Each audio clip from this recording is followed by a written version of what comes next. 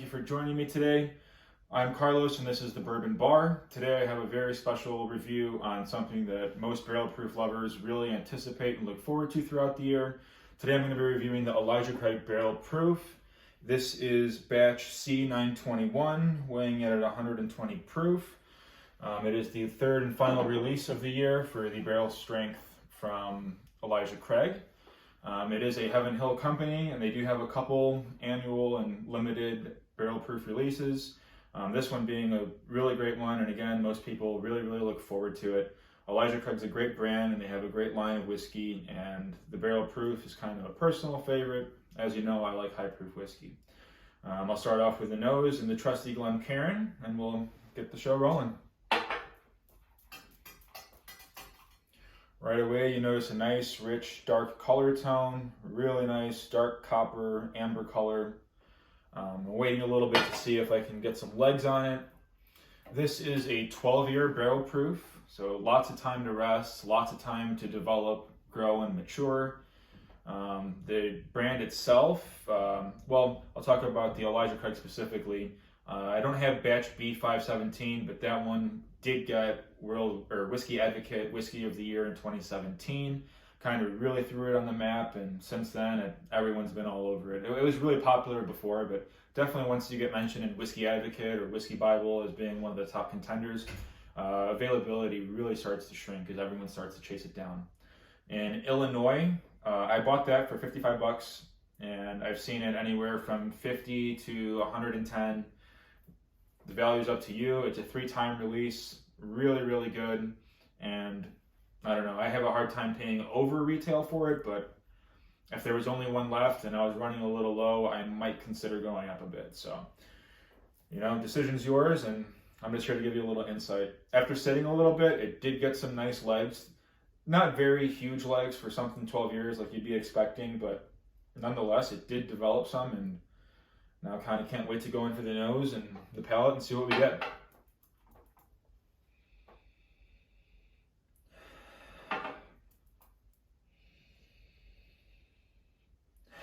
Nice nose of barrel char,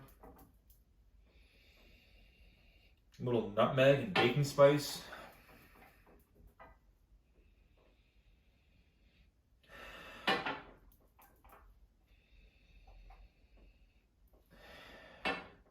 And there's even a note of like musty oak, and not in a bad way, but just really think if you had a piece of oak and wood in front of you and it was saturated and soaked with wet, that really wet smelling wood. It's very unique and not bad. It just a really good little nose description, and something that you don't get in everything. And I would say, if anything, that has to do with being in a barrel for 12 years, you know.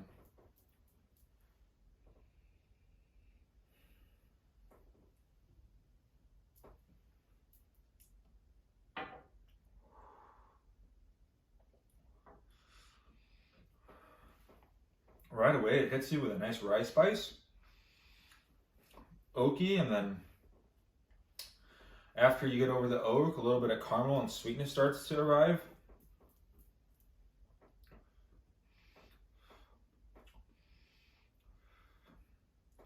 That's a pretty strong medium body. I wouldn't say really big and bold, but I mean, I'm still releasing, and I'm kind of getting some of those oaky, dry spice, kind of like a cigar box.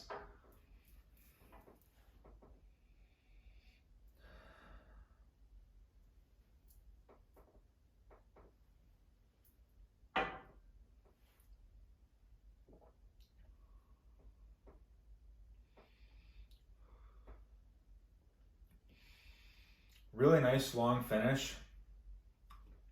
Not overpowering. The rye changes throughout the course, from spice to sweet to dry and spice and back to sweet again.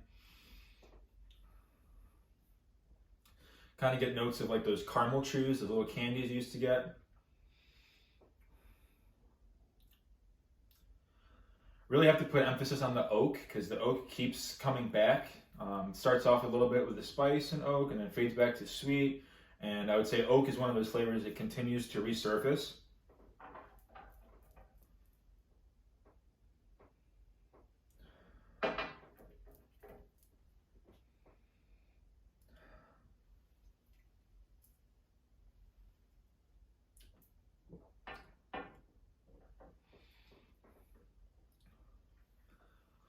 Overall, that's a really, really nice barrel proof.